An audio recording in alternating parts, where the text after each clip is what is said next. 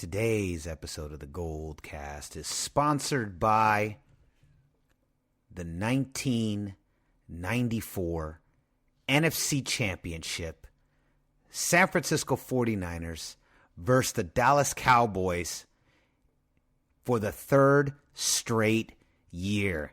Yup, we went there. This is what we're doing. We are going deep dive into one of the greatest NFC Championship games ever played by the San Francisco 49ers against our greatest playoff rival of all time, the Dallas Cowboys. You do not want to miss this episode. But before we get started, Raymond, why don't you let them know where can they find us? You can like us on Facebook.com/TheGoldcast. You can also follow us on Twitter @_Goldcast. And you can also subscribe to us via iTunes, YouTube, and Stitcher, all under the same exact moniker, The Goldcast. Like, subscribe, comment. If you don't speak, we can't hear you. If you don't speak, then we won't read your comments live here on air in our episode. Sorry. Oh, man. So many great comments 2 weeks ago. So many great comments on the episode that we just had. We will be reaching out to you guys on the next episode. But this week, get ready. One of the greatest games ever played by the San Francisco 49ers, the 1994 NFC Championship. But before we get started, as always, we got to drop the greatest podcast intro in the game. Let's go. San Francisco, are you ready? This is the Goldcast.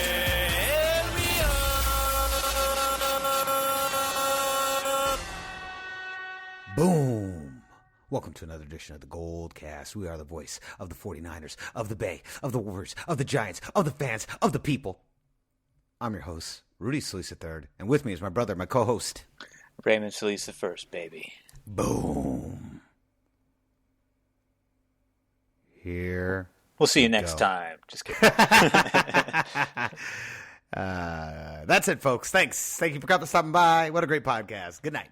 So, here we go. I'm gonna start with something a little personal. I don't know if I've ever told you this, Raymond. The first game that ever broke my heart as a little kid was the 1992 NFC Championship when the 49ers lost to the Cowboys. I was so confused because in my mind we were the good guys and we always won. And it was the first game that I was old enough to be heartbroken by. I was so sad and I was so confused as to why the 49ers had and how had they lost the NFC Championship to the Cowboys. I was so confused. Do you have any early memories from this era, or were you just too young? I remember this era because I remember Steve Young more than Joe Montana. All right, so let's get into this. Let's start with the run-up. Dallas and San Francisco have been on a collision course ever since the season began. The NFL's two juggernauts, head and shoulders above everyone else in the league. In 2 weeks, the Super Bowl will be played. After that, the Pro Bowl. Today, we'll play both. Their paths crossed once already this season, with the 49ers getting the best of the Cowboys. But Dallas only conceded the day, not the title.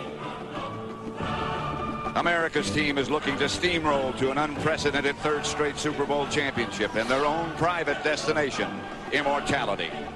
While both teams are trying to outrace each other to the history book. Who will be the first to win a record fifth Super Bowl trophy?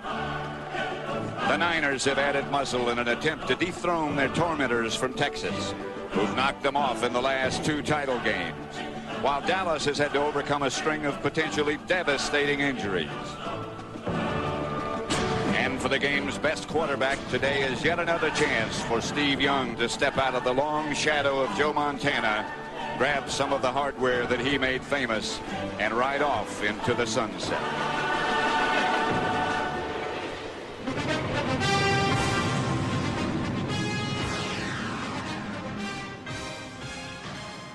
Obviously, the Cowboys have stood between us and Super Bowl glory so many times. I find it fascinating that our very first Super Bowl win, we had to get through the Cowboys in the NFC Championship. And our last Super Bowl win, we had to get through the Cowboys in the NFC Championship. We had met 3 straight years in a row these two juggernauts, the Cowboys desperately trying to create, to topple the 49ers and create a new dynasty in the NFL. We first meet the Cowboys in 1992 in the NFC Championship. The 49ers entered the playoffs with a 15-2 record. The 49ers had 8 turnovers in their 2 playoff games. Or 14-2, you mean? Sorry, 14-2. Yeah, you're right. Sorry, 14-2. The 49ers had 8 turnovers in their 2 playoff games. They lost to the Cowboys 30-20 at home in a shocking upset. The 49ers meet the Cowboys again in 1993. We were tied with the Cowboys, 7-7 in the second quarter, but the Cowboys go on a tear and drop 21 consecutive points on us. They just lay it on our heads, and they go on to their second trip to the Super Bowl. The Niners lose on the road, 38-21. That 21 consecutive points, remember that. That's going to be important. This leads, Raymond, to the now infamous conversation between Eddie D and Carmen Policy, our owner, Eddie DiBartolo, and then president, Carmen Policy. He basically was like Anthony the Consigliere in The Godfather. That's basically what Carmen Policy was. He was the Sopranos. So Eddie D tells Carmen Policy in not so many words, pardon my French, but he doesn't want to lose to the fucking Cowboys again. And he tells Carmen Policy they are not losing again. So the Niners go out and they buy a huge defense. They pick up Deion Sanders, Ken Norton Jr., Gary Plummer, and Ricky Jackson.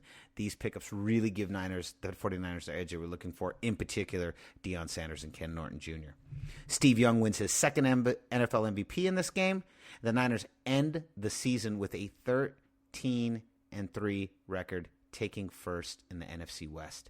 They defeated the Bears in the divisional round. We kicked their ass 44-15. Again, the Bears. Remember we were talking about that in the last Gold Dive. We had to go through 2 NFC championships to beat the Bears, 84 and 88, and then Cowboys. We're just going like on a tour of our biggest 80s playoff rivals. So let's get into some odds and ends, Ray. This was the first season of Fox NFL Sports. Did you know that? I did not know that. Did you also know that the winner of whoever won this Super Bowl, I should say this, the 49ers and the Cowboys were tied at 4 Super Bowls apiece. Did you know that? I did know that. And that the winner of this one will be the first team ever to win 5 Super Bowls. Emmitt Smith had a muscle stimulator on his left hamstring. That's going to be important. It had rained every day in 1995 in San Francisco that year, except on this day. This was the first day without rain in 1995. It only been like 16 days, so it's not like it wasn't that long, but that's a lot of days. But still, I mean, clearly God, if you believe in such a thing, came out and said, let them. The NFC champion had won the last 10 Super Bowls. The groundskeepers had to pat the turf down during the timeouts. Did you see that? Hey, yes, that was very common. How disgusting is Candlestick Park? It's the only park with literal pitfall. And you know what's great? Do you notice that Santa Clara's field is really crappy too? Yes, it's for some reason the ghost of Candlestick has been channeling itself, via the field, once again. So no matter what San Francisco does, brand new $1 billion stadium, worst grass in the league. Worst grass in the league. I love it. Ricky Jackson, one of our big defensive pickups in the offseason, he signed for a veteran minimum of $169,000 for the season. That veteran minimum is so much better now. Right? He was to be given $838,000 bonus if the 49ers won the NFC Championship. That was his bonus. They said that the turning point for Steve Young was when the Niners had lost to Philly. He got into a heated argument with Seifert and his quarterback's coach. Ray, tell them who the quarterback's coach was. Quarterback coach for the Niners was Gary Kubiak, who would go on and be the head coach for the Denver Broncos between 2015 and 2017 and help them earn their third Super Bowl title and Peyton Manning's second Super Bowl ring. Boom. The House of Buggin', the show starring John Leguizamo, aired after the NFC Championship. I completely forgot this. Did you see that commercial for House of Buggin'? Oh my God, I did. That was hilarious. and just for context, to go back to what you were saying about Ricky Jackson, the minimum NFL salary for a veteran today, or at least last season, $480,000. So it's quadrupled almost. Yeah, that's pretty good. The Niners and Cowboys, they effing hate each other.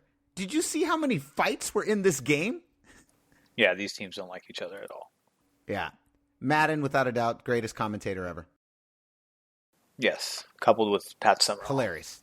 The great Pat Summerall. Did you catch when he said that Troy Aikman didn't remember the NFC Championship game from the week before? Yes, because he had such a crazy – because he was knocked out so badly that his brain wasn't working. He also said he didn't remember the Super Bowl, the 1993 Super Bowl. Yeah. This game was the most points allowed by the Dallas Cowboys for the entire year. And here's another big one that I forgot. That William Floyd's nickname, our fullback, was Bar None. Yes, because they thought he was the best fullback in the draft. Bar None is right. That's it. He was the best Bar None, and they called him Bar None.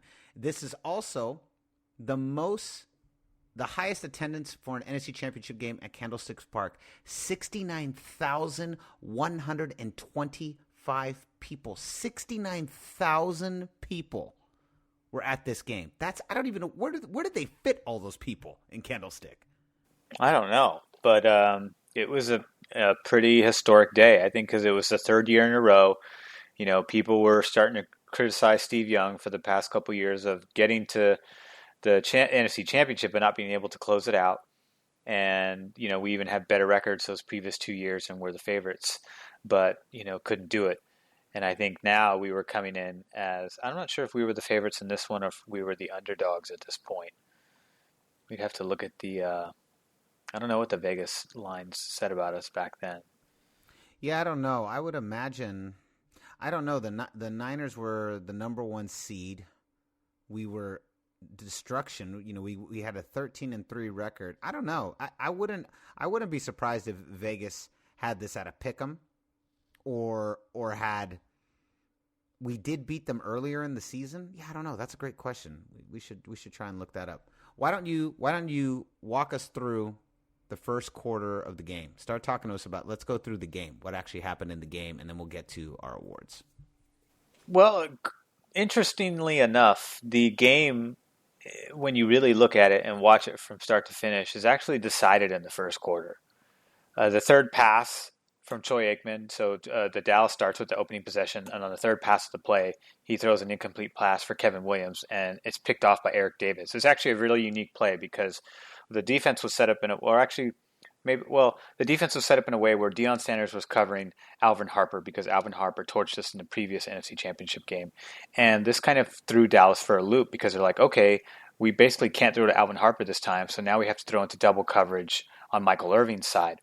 But because the double coverage was very good, we had very good secondary this year. Deion Sanders had 6 picks that season. Merton Hanks had 7 picks that year. Tim McDonald had 2 interceptions. All 3 of them went to the Pro Bowl that year. So we had a monster secondary. And Eric Davis was kind of the weakest link of the bunch. And he would actually go on to play in 2 Pro Bowls himself. But this year, they were thinking about targeting him, but they didn't. So in this particular play, Michael Irvin runs basically a go route. Niners play zone. So that means that Eric Davis runs with Michael Irvin for a portion of the route. Then he breaks off to cover his zone, and then the safety comes down and finishes the coverage on Michael Irvin. Troy Aikman didn't read this, and what he did was he threw to Kevin Williams, and Eric Davis was already in the zone. So he had one defender on one side and Eric Davis on the other side. Eric Davis picks him off, runs it back for 44 yards and a touchdown. 7-0 San Francisco. Then immediately, a couple possessions later, San Francisco gets the ball back, and Steve Young passes to Ricky Waters. He runs for 29 yards and gets a touchdown. And that was following a Michael Irvin fumble, which was caused by Eric Davis. And was recovered by Tim McDonald. So in back-to-back possessions, Eric Davis, the weakest link of the secondary, supposedly causes the two biggest plays that equate into 14 points. And then on the third possession, on Dallas's third possession, this is still the first quarter, by the way, too. Steve Young passes to Ricky Waters, then they kick it off. And then Kevin Williams fumbles the ball, and it's recovered by Doug Bryan. And so, again, Dallas just can't seem to cut a break. They give the ball right back to San Francisco. Steve Young marches down the field, and then they give it to William Floyd. He runs in for a touchdown. And then Dallas finally gets a little bit of rhythm towards the end of the first quarter. They were on San Francisco's 44-yard line. It was 3rd and 23, so they was 3rd and long. They had to throw no matter what. So basically, Michael Irvin, what he does is he torches Toy Cook and Eric Davis on a basic, what looked to me like a go route, just straight up ran. And he ran right in between the two defenders. They gave him a lot of space on his play. And Michael Irvin just burned them both. And Troy Aikman threw an amazing pass. It was actually a really nice throw.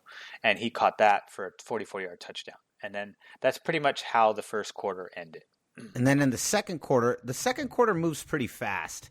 The Cowboys fire back. They put 14 more points on the board. Niners come back down, and they answer with a field goal. Young throws this pretty good pass to Jerry Rice and just drops it in the end zone. Very rare, clutch drop by Jerry Rice. You didn't see that very often.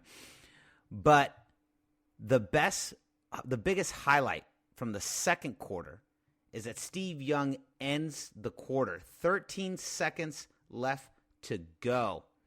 And Steve Young passes to Jerry Rice this beautiful over-the-shoulder pass.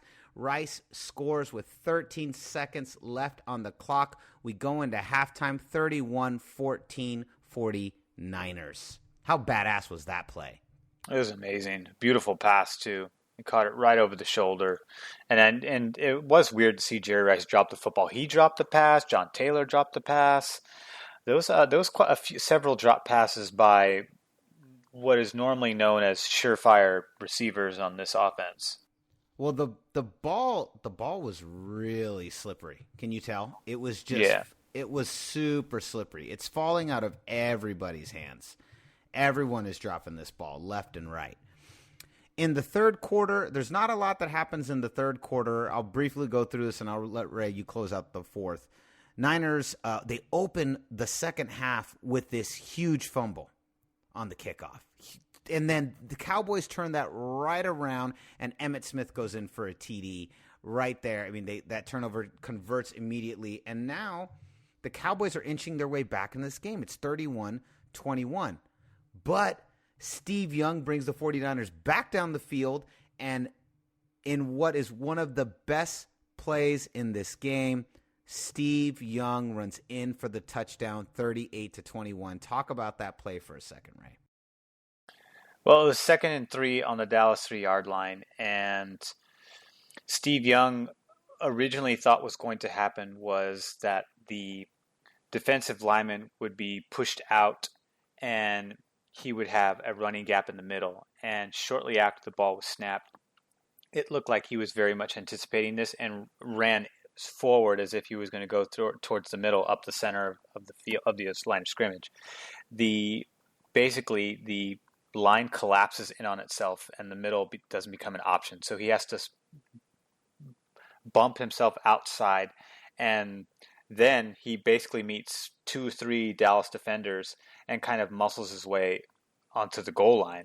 And because he was on top of a Dallas defender when they were trying to tackle him, he wasn't ruled down. So he was able to kind of squeeze himself and cross the plane. He reaches with the football over the plane to cross the plane while he's on top of the Dallas defender, because it still doesn't count. You're not down until your body touches the ground. And Steve Young knew this and took advantage of it and reached out. And to me, that was like the dagger for him. It was the last touchdown we would score, and sure enough would mark the dagger in Dallas's effort to make a three-peat.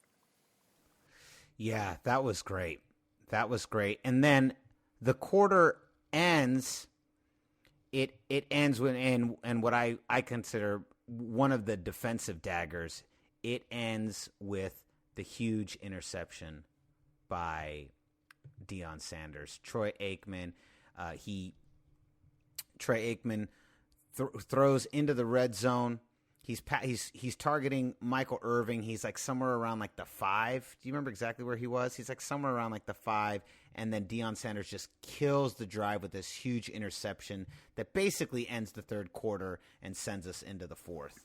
Yeah, they were basically trying to Hail Mary because this was maybe, it wasn't like the very end of the third quarter, but it was definitely getting there.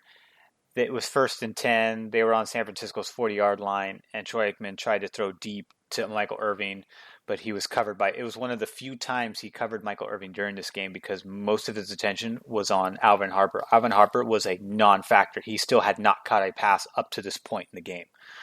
And he overthrew Michael Irving, and Deion Sanders, with his really quick recovery speed, just out-sprinted Michael Irving. It looked like there was a little bit of a push-off, but Deion Sanders is faster than Michael Irving in real life anyway, so it was no surprise that he was able to make that play. Yeah, so break us down now. Walk us through the fourth quarter. The fourth quarter was less eventful. Niners would not score in this quarter. Dallas would score one more touchdown to, again, Michael Irving. Michael Irving statistically had a terrific game. He had nearly 200 yards, 2 touchdowns. He was the one that was really carrying the offense through the air. Him and Troy Aikman were. But the real problem is that Dallas could never really establish rhythm. Emmitt Smith was not 100%. The offensive line was banged up, and Troy Aikman just could not. He was pressured the entire game. He never got a break. Every quarter was something else. Troy Aikman got beat up in this game, straight beat up. If this was today's game, the Niners would have had like 10 flags for unnecessary roughness, late hits, even the one personal foul that they got for blow to the head was like that was so inconsequential to all of the other hits he took that it would have made more sense to flag some of those other plays than to flag the play that they tagged. I don't know who it was. It was number 57. It was a linebacker, Ricky Jackson. They tagged Ricky Jackson for that play. It was kind of ridiculous. But when the Dallas was trying to make a run in the fourth quarter, nothing they did was really working. It was incomplete pass after incomplete pass, a lot of incomplete passes. And a lot of this is because the rhythm was off for the air game for Dallas. They just couldn't get going. He got sacked twice in the fourth quarter. I think in the same series, or at least in back-to-back possessions, if I'm not mistaken. He got sacked 3 times in the final 5 minutes of the game. Yeah, 3 different times. Tim Harris got him on the San Back-to-back. Francisco 44-yard. That was on 4th and 11. Tim Harris sacked him for 8 yards, and then we would end up giving the ball right back after that. But then Tim Harris got him again on the ensuing possession for -5 yards again, and then Red Hall. Yeah, Red Hall. Well, Tim Harris sacked him twice, and then on the third possession, Red Hall got him again for 8. Or sorry, this was the same possession. Let me think here. Actually, no. So we got the ball back, then we punted. Then Dallas was marching. Dallas outgained us in first downs by a considerable margin in this game. And Rhett Hall would sack Troy Aikman again for -8 yards in the fourth quarter. So the defense never gave him a break. They were constantly down his throat. He was hit like nearly 16 times. He was sacked 5 times. Steve Young was sacked 0 times. He was pressured. He was rushed. But Steve Young never hit the ground by a Dallas defender. And the game really is bookended by the defense, right? The defense really put the 49ers in position to win in the first quarter and then basically suffocated Troy Aikman to the point where it was impossible for him to make a comeback, especially in those final 5 minutes. 3 sacks he had about 5 minutes 30 seconds left on the clock with that sack by Tim Harris. And then he gets sacked again with 3 minutes left to go, then 2 minutes to go. So he got sacked 3 times in 3 minutes. Basically, once every 60 seconds, he's getting hit. He was impossible to, like you said, to sustain or build a rhythm. He was playing on his heels for the entire game, and the defense put the 49er offense in position to win in the first quarter, and then in the fourth quarter, slammed the door shut on any opportunity for the Dallas Cowboys to reach a third consecutive Super Bowl. And you could see right when they hit that second sack with 3 minutes left to go, the team starts celebrating. They realize they're going to the Super Bowl. Everyone starts to really celebrate. The coaching staff started to dump all of the Gatorades. Did you see that? Because Seifert didn't want to get splashed with Gatorade. Yeah. Yeah. Final score of the game: 49ers win 38-28. I just want to say this is one of the greatest games I've ever seen played. I did say at the beginning of the last at the end of the last podcast, it was the most dominating game by a player. I don't agree. I was wrong. I'm getting my games mixed up. This is not the most dominating game by a player. I believe Steve Young's following game was the most dominating player I've ever seen. Game by one player in a 49er uniform. But this game was so chippy, was so nasty.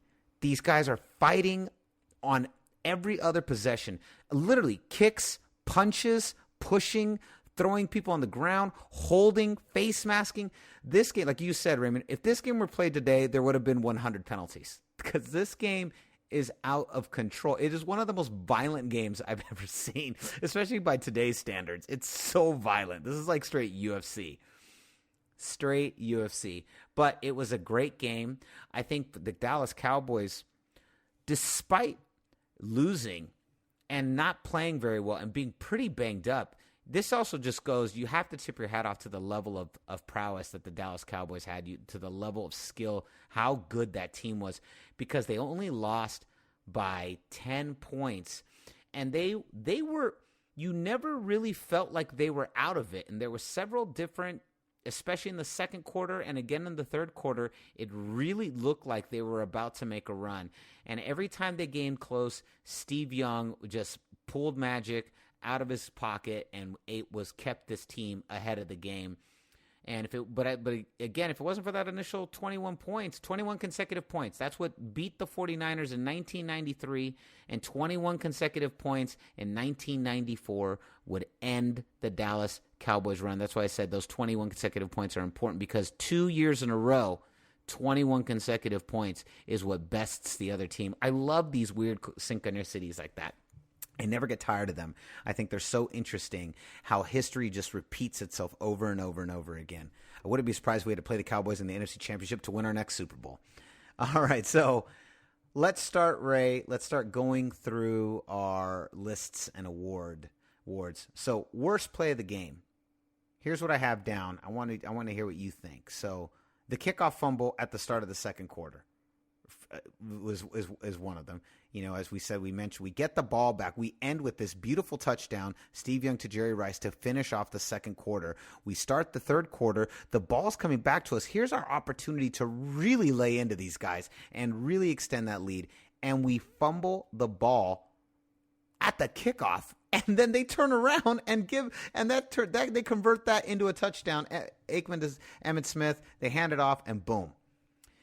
The one of the plays you had nominated was the 3rd and 10 run play to Emmitt Smith was that the second quarter, the first quarter?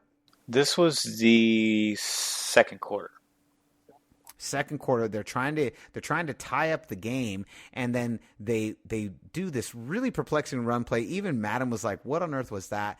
That they try to do. That was on 3rd and 10. They go for this kickoff. They go for a field goal after that, and then miss the field goal, and really shot themselves in the foot. The other two nominees I have is Ricky Waters' drop pass in the middle of the field. Do you remember that one? That Yeah. huge one. He like nothing but field. I was like, That's what I mean. Like, there was weird. Jerry Rice dropped the ball. John Taylor dropped the ball. Ricky Waters dropped the ball. And these are guys that are normally very good, have very good hands. I'm surprised Brent Jones didn't drop the ball that day. well, and that was my last nominee was Jerry Rice's drop ball in the end zone. Like that was just such a but I don't really think it was their fault. I just think the ball was really slippery. Really slippery. The mud was affecting it. What do you think? What was your worst play of the game? I think for me, it has to be the 3rd and 10 call because they're on San Francisco's 12-yard line, so they're in the red zone. It's 3rd and long. You have to throw it in that situation. You're down by 14 points. It's 7-21. One score could make this a one-possession game. And instead of going into the air to either throw to Jay Novacek or Michael Irvin or Daryl Johnston or Alvin Harper, they call a running play for Emmitt Smith up the middle, and he gets tackled after 2 yards. He gains 2 yards and gets tackled by, wouldn't you know it, Ken Norton, the linebacker that played for Dallas the previous season, who we picked up in free agency. And then they're forced to take a field goal, which ends up being from 27 yards and ends up being no good. It's wide left. And then they're stuck down 14 again, and then we get the ball back. And that was at the very end of the second quarter. There was like, less than a minute left at this point. I think that's pretty fair. My worst play of the game is I want to say Jerry Rice's drop ball in the end zone, but I was also super pissed after that kickoff fumble. I'm not sure. I'm for me, it's a tie. That kickoff fumble at the start of the second quarter, at the start of the third quarter. How on earth do you drop that ball? How do you fumble that ball, dude? Like, come on, man. And then Jerry Rice's drop just like really bugged me. Really bugged. Those for me are tied. The 3rd and 10 run play, I do believe that's the worst play of the game for the Cowboys. But as a Niners fan, that was one of the best plays of the game. So that's true. So let's talk about the Malcolm Butler Award. The Malcolm Butler Award is an award that we give to somebody who just did not, for one inexplicable reason or another, did not show up. And I think that award, for me, I only have one guy on the list. I would have to say Emmitt Smith. Emmitt Smith wins the Malcolm Butler Award. Does he win the Malcolm Butler Award for you, or who do you have? Man, this was actually kind of tough because I know that Emmitt Smith was the focal point for the Dallas Cowboys for obviously a very long time, and he went to the Pro Bowl that year. Dallas had 9 Pro Bowlers that season. San Francisco had 10. There was 19 Pro Bowlers that played in this game. It was essentially an all-star game, basically. The one thing that astonished me was Troy Aikman made the Pro Bowl that year, yet he only threw for 2,600 yards, had 13 touchdowns, and 12 picks. So I'm not sure what he did. And by the way, he didn't start 2 games because of injury. Rodney Peete started 1 game and played in 7 others. And guess who was the 3rd-string quarterback that also started a game and won that game? He threw for 315 yards and 2 touchdowns in that game. Jason Garrett.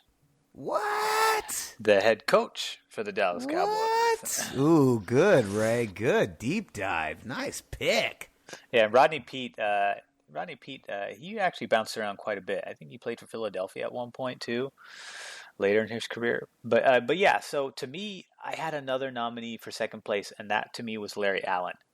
He was the right tackle for the Dallas Cowboys who had a bum ankle, and he just got beat all day long. He played anyways because he wanted to play, because he was a very good player, but for whatever reason just couldn't get it together and just got beat constantly on the edge by whoever we had going on that edge. And it was a constant thorn in Troy Aikman's side because he got sacked from all angles, to be honest. I mean, Bryant Young got into the mix, Dana Stubblefield got into the mix, Ricky Jackson got into the mix.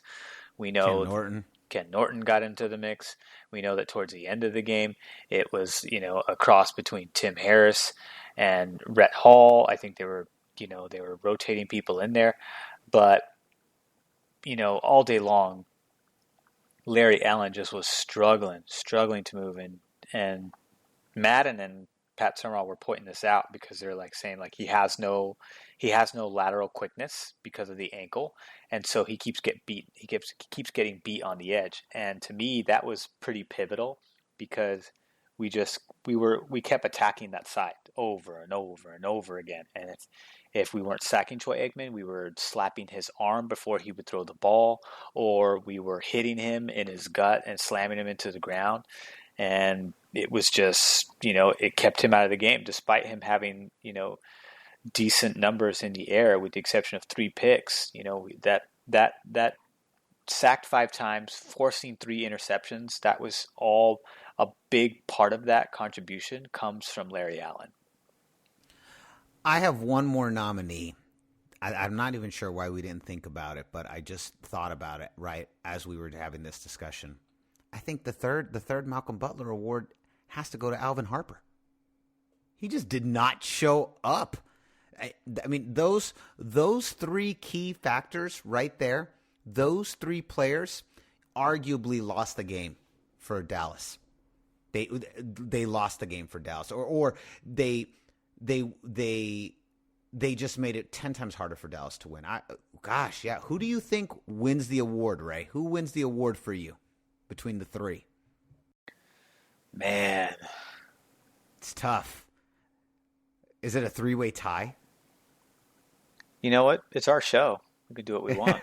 We can do what we want. No one tells us what to do on the Goldcast. Could very well just give it to all 3 of these guys.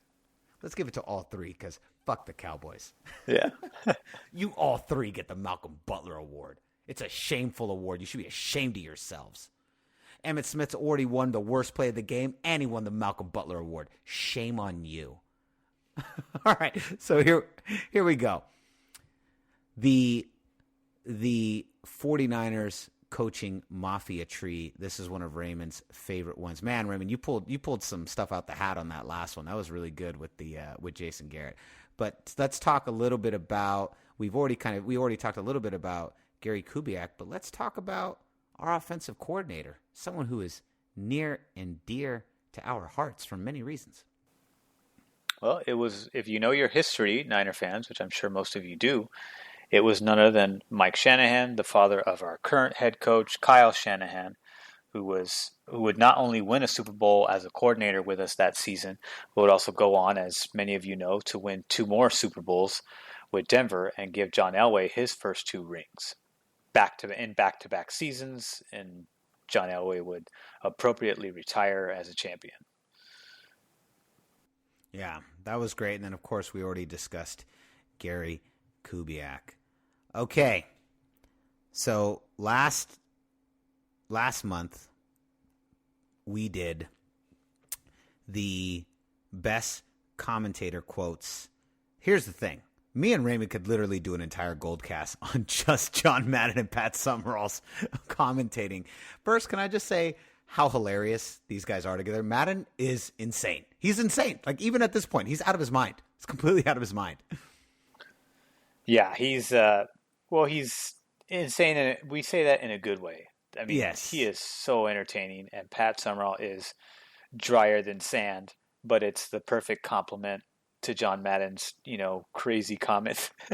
At one point, I got to fact check John Madden, because at one point they come back from commercial break and they're showing tailgaters that are boiling lobsters in a pot. Yes. And he's like, well, actually, you know why they get that? It's because they get that from Fisherman's Wharf. Fisherman's Wharf is just down the street, so they just call in a bucket and they get it in there. I was like, what are you talking about? It's on the opposite side of the city. One's on the northern side of San Francisco, and the stadium's on the most southern side of San Francisco. It's like a 30-40 minute drive to get from one end to the other. I thought that was hilarious. I laughed at the same exact thing. I was like, Fisherman's Wharf is nowhere near Candlestick Park. Yeah. Nowhere near it. There's like 6 miles that separate the 2 locations. Yeah, that was hilarious. So let's go through some of the quotes. There are so many. I'm not even going to say them all. I'm gonna go through a lot of the good ones. These are all gold, though. Right at the beginning, Pat Summerall goes, "It's time to get it on." And then John Madden goes, at some point you get to a point where you just say, shut up and deal. And we're at that point where you say, shut up and deal. He just said it twice. He does it a lot. He's basically echoing what Pat Summerall said. He just put like a crass spin on it. Then he said, Deion Sanders just went up and touched Alvin Harper on the shoulder and said, I got you. That was Madden. Then Pat Summerall says, they were getting real chippy, and Pat says, they're going to see a lot of that before the day is over. And then he said after Eric Davis makes the interception, Madden says that Eric Davis said, am I even too small to practice, in regards to his own size? Then he said, the guy has a heck of a lot of pride. That could be the biggest play of his career. And he was talking about Eric Davis, and I do think that's probably the biggest play of his career. Pat goes, the field is taking its toll already, in regards to the toll. Then Madden goes, what a start for the 49ers, huh? And then in regards to Eric Davis again, because Eric Davis strips the ball, he goes, in these big games, you never know who the hero is going to be.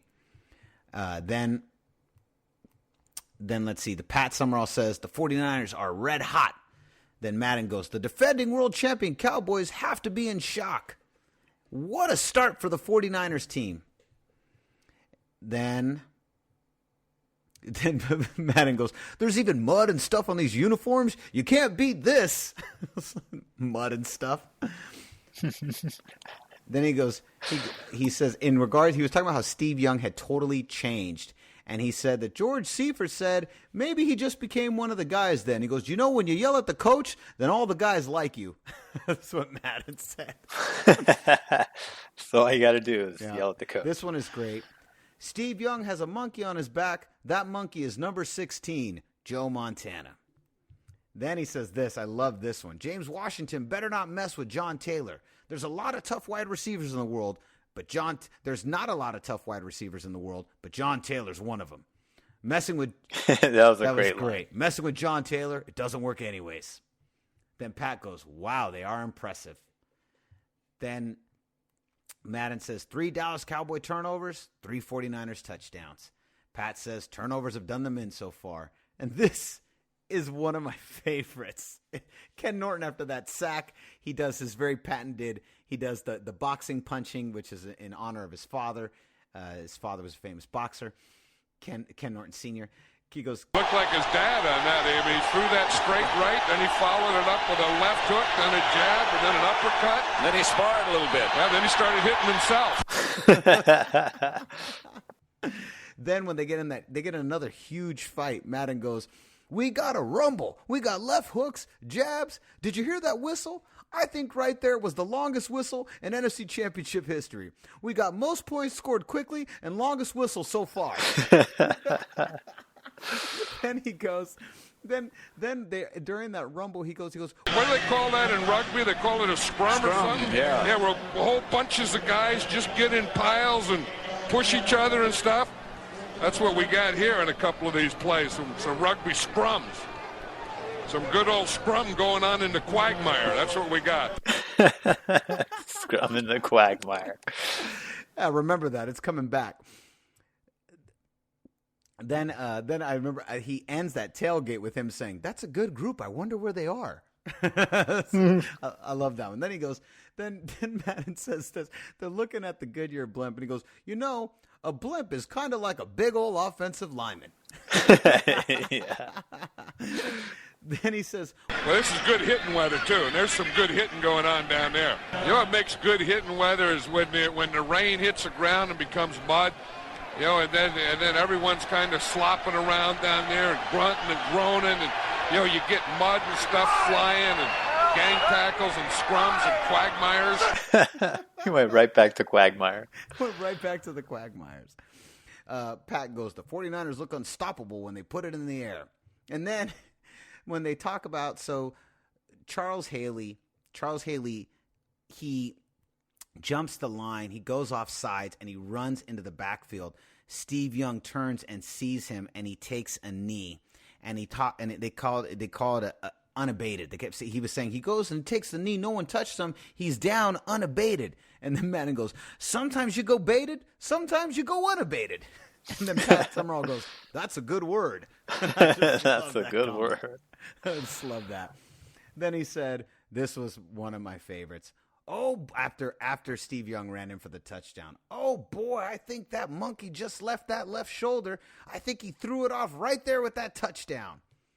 And then he said, "That might be the Super Bowl play." And to be honest, I don't remember what the hell play he was talking about. I don't know which play he was talking about. Maybe it was a sack? I don't know. I'm not sure. I don't know what play he was talking about. I'm bummed I didn't write what that was in reference to. Then the last thing I wrote was, "That Deion Sanders can run faster than anyone in this league." It's another Madden line. To get some great, great quotes from the great John Madden. Man, I love it. Okay, here we go. Our 3 biggest awards. The first one, the best play of the game. There's some big ones, Ray. The Eric Davis pick 6, 44 yards in the first quarter, 2 minutes in the game, to slap the Dallas Cowboys. He punched them in the mouth. Then on the ensuing drive for the next series for Dallas, Eric Davis strips Michael Irving, and the fumble is recovered by the 49ers. That's my next best play of the game. My next nominee is, of course, Steve Young to Jerry Rice, that touchdown with 13 seconds left in the second quarter. God, what a beautiful pass, perfect catch, and what a way to cap off the first half. It was the dagger in the second quarter. It was like, no, you are not getting out of this. We really, it was looking pretty dire there, and the Niners made it happen. Then, of course, Young's final touchdown, the run-in for the touchdown in the third quarter. And then my last nominee is the 1,000,000 sacks of Troy Aikman in the fourth quarter. Do you have any other nominees? Anything that I missed that you comes to mind for you? No, I think those are all legitimate nominees. What is the best play of the game for you? Best play, not to be mistaken for most iconic play. Remember most iconic moment. It could be a play. It could be a moment. You know, I think I would argue, spoiler alert to whenever we do this one, like for instance in Super Bowl 16, I would argue the most iconic moment is when we picked up Bill Walsh, and picked him up and lifted him into the air. But I don't think that's the best play of the game. Remember, the most iconic moment may be a play, but it may not be. So wait, which award are you referring to in this instance? I'm talking about the best play of the game is different than the most iconic moment. Got it. Because right, but are you talking about the best play right now? Right now, this is the best play of the game. Got it. All right, so the best play. Man, I think the best play is Eric Davis's pick 6 in the first quarter. I agree. It's the best play of the game. It set the tone for the entire game. It was just, we went out there and we literally uppercutted the Cowboys in the first 2 minutes and said, not today. It was the revenge moment, and I think it set the entire tone. Yeah, and it was done by the cornerback who they believed was the weak link that they were going to try to exploit that day, although Dallas was very confused because they thought that he would be covering Alvin Harper, and in actuality he was covering Michael Irving in double coverage, and Deion Sanders was on Alvin Harper, and Alvin Harper didn't catch anything until the fourth quarter.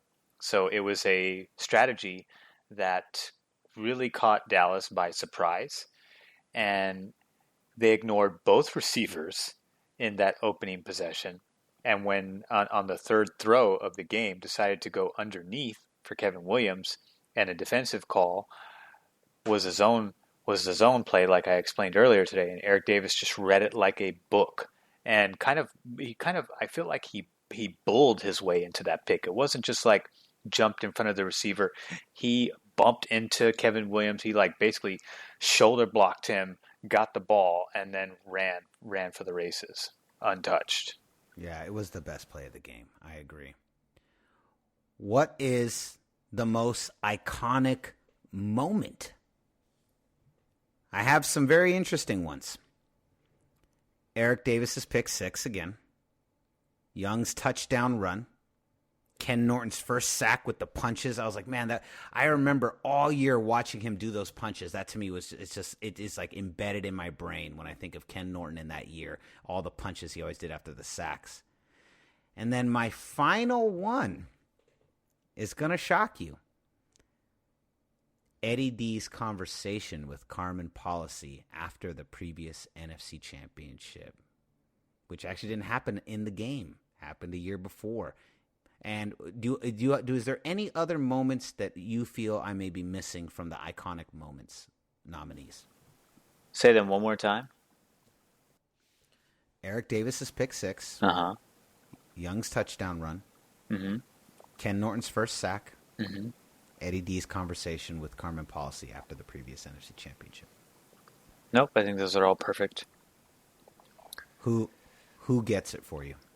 For me, it's got to be Steve Young, because that whole game, the whole season, a lot of the talk, as always, the quarterback is the central focal point because they facilitate the play with the other 10 players that are on the field and on the offense. And there have been a lot of criticism against him, despite him going to the Super Bowl, despite him earning his second MVP trophy that year. He won his previous one in 1992, and for him to that run to me was our Niners moment. It was the same one, albeit a little slightly less dramatic in terms of we were already ahead, but it was similar to John Elway's famous run against the Packers when he was going for his first win.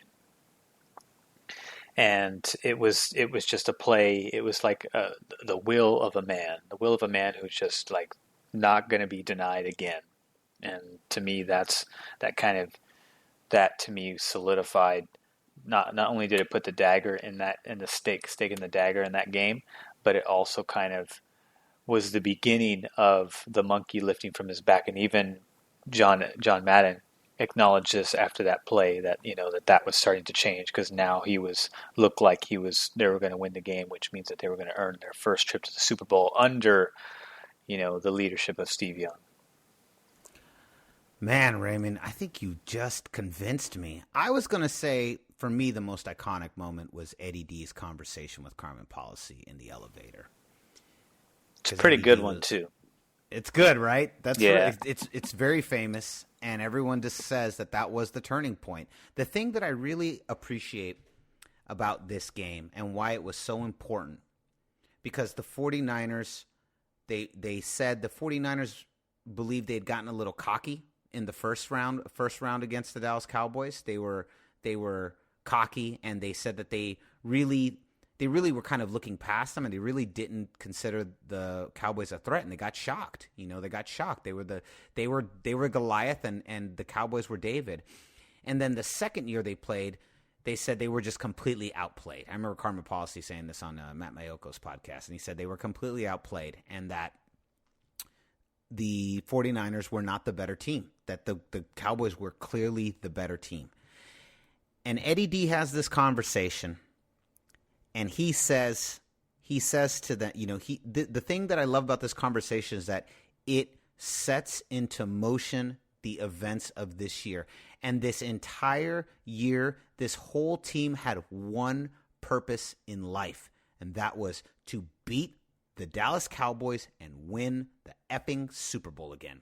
To best the monkey on Steve Young's back, to bring this defense back to prominence, to prove that George Seifert can build his own team, to prove that Steve Young can do this, to prove that this 49ers franchise, that Eddie D could bring them back, that Carmen Policy could bring them back to another Super Bowl and win this game again. And this whole thing, from the front office to the players, all the way down to the water boy, all the way down to the crowd, to the fans, to everyone that loved the 49ers, we had one mission that year, and that was to get to the Super Bowl and win and beat the Cowboys was number one. Beat the Cowboys was number one over even winning the Super Bowl.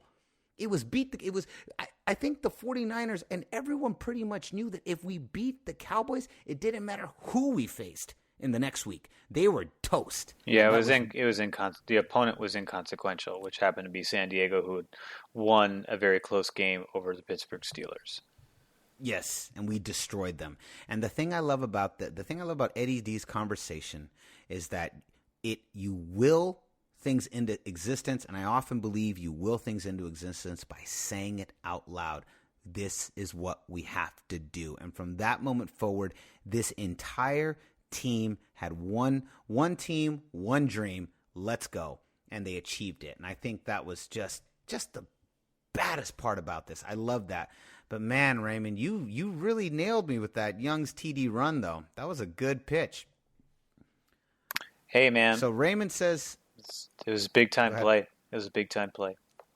It was a big time play.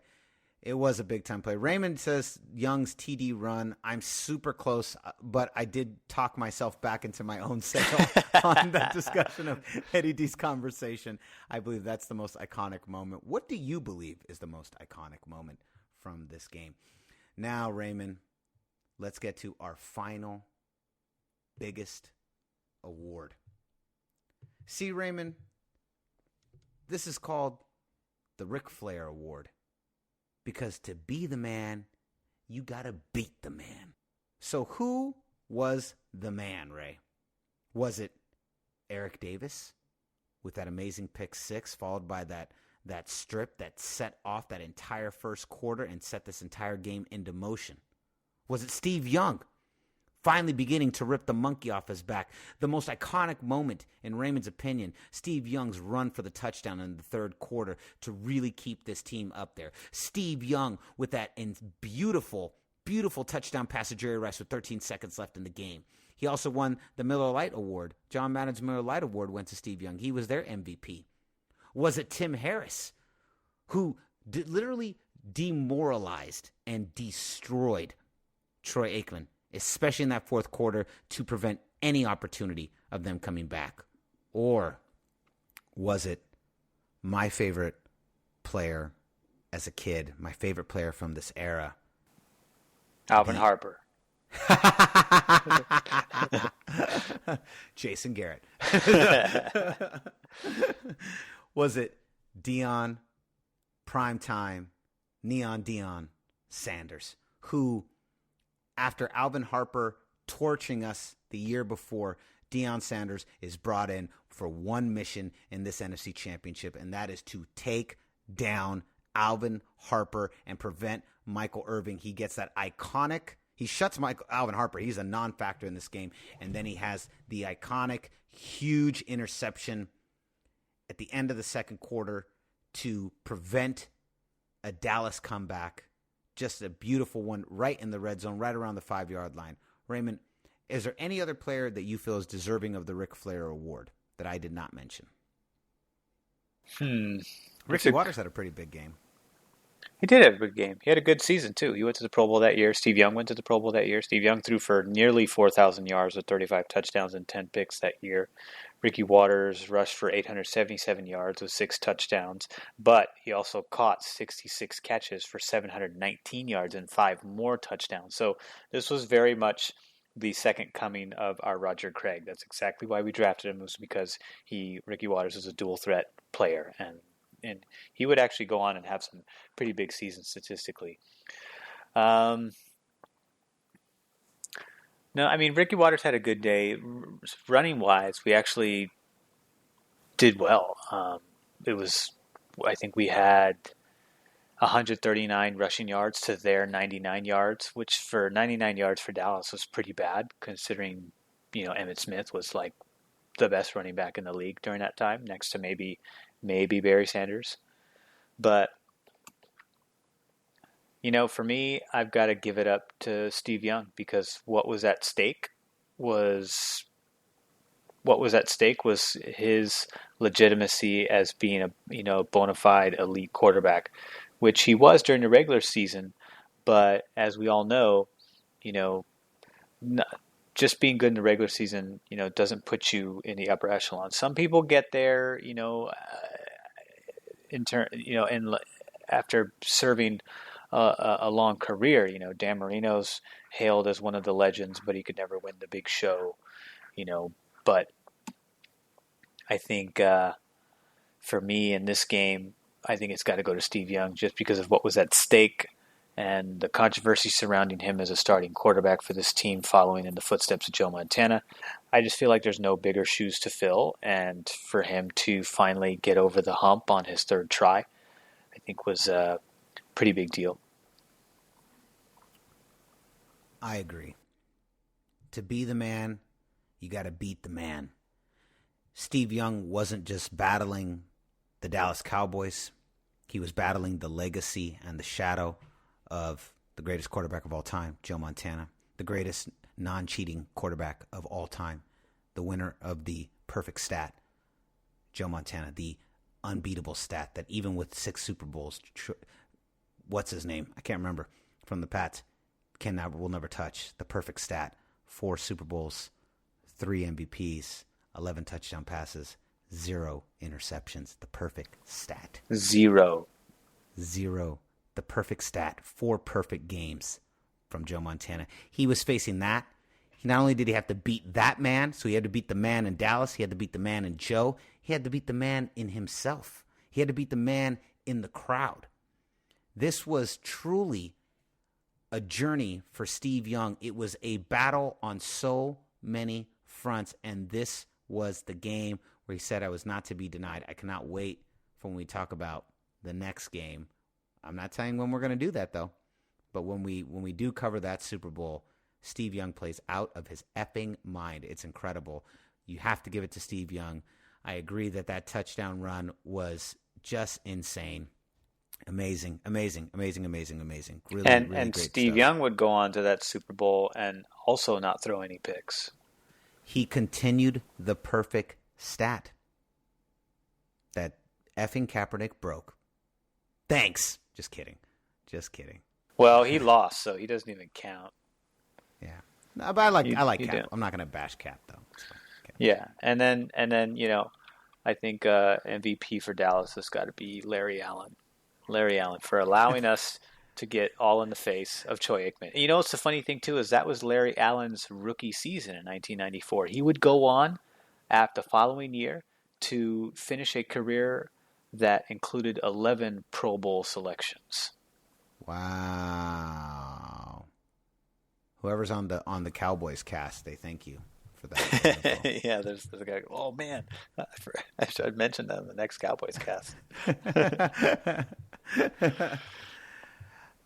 Any final thoughts on this game? Other than the fact that we won, and we won convincingly, Dallas was never ever in it. I mean, what more can you say? Yeah. Just a great game. Really great game. Yeah, that was awesome.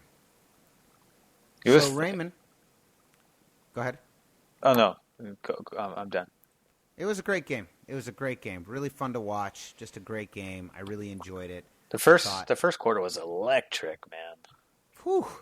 It was. I forgot that it all went down in the first quarter.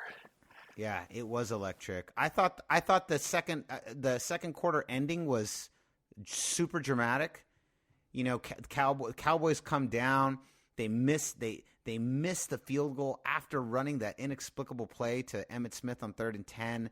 Then the Niners only kick a field goal, and it's starting to look kind of wonky. And then Jerry Rice drops the pass, and I'm like, oh, what's going on? Now it's 24-14. It's starting to look like the Cowboys are coming back in it, and then they just cap it off with that huge pass to Jerry Rice, and of course the big run, Raymond's most iconic moment, the big run from Steve Young in the third quarter, and then that fourth quarter they just destroyed Troy Aikman. A lot of great moments, but the first quarter is fire, but a lot of big moments in all 4 quarters. We are going to leave the game in the description, so if you want to see this game, it's a pretty grainy recording. There used to be a really clean version of this on YouTube that has since disappeared. Yeah, the resolution's so bad you can't even see the ball. when it's thrown in the air. Yeah, you can't see the ball sometimes. But used to be. I could have sworn NFL Films had this on their list. I was really surprised. They might have, but there might be a rotation where they pulled it. Yeah, I don't know. There used to be an HD version. If anyone here has an HD version, please put it up there. Put it up there because this version, I'm happy. I will totally watch it again. If you guys know of an HD version, I will totally watch it again. 100%. 100%. So it was a great game. Thank you so much for joining us on this journey. Our next episode of the Gold Dive, our second episode of the Gold Dive. Our next episode of the Gold Dive will happen next month. Or this month, it's April. It'll drop at the end of April, and we will give you one tiny hint. It will be a modern 49er game from the modern era. That's all we're going to say. It is another iconic game, but from the last 10 years. So we can't wait. We cannot wait. We think you guys are going to love it. It's a great game. We hope you enjoyed this one. John Niner, one of our biggest fans, John Niner, had specifically said he wanted us to do this game. We had already decided. We actually know the order for the entire year of all the games we're going to do. We had already decided that we were going to do this game. It was pure coincidence that John Niner had requested it at the same time. But John Niner, you got your request, buddy. You got it. Here it is. The 1994 NFC Championship game. Dallas Cowboys at San Francisco 49ers. Raymond, before we leave, why don't you let them know where can they find you? You can follow me on Twitter at Ray Solis, and you can follow me on Instagram at RaySolis1. A lot of our listeners follow me on both platforms for some reason. Like some of them are on Twitter and some of them are on Instagram. So whichever one you use more. Same. You can find me on Instagram at RudySolis3, and then on Twitter at RudySolis3RD. I always get them mixed up. I always forget which one is which. I'm really easy to find. Go RudySolis3. I'll pop up on most of them. I don't remember which one is 3RD. I'll figure it out before the next one. Look in the description. You can find my handles in the description, and they're correct in there. So concludes another edition of the Goldcast. We are the voice of everything San Francisco Bay Area sports, but not including the A's or the Raiders. I'm your host, Rudy Solis III, and with me is my brother, my co-host, Raymond Solis the first, baby. Boom. We'll see you next time. Same Goldcast time, same Goldcast channel. Oh, boy, I think that monkey just left that left shoulder. I think he threw it off right there with that touchdown.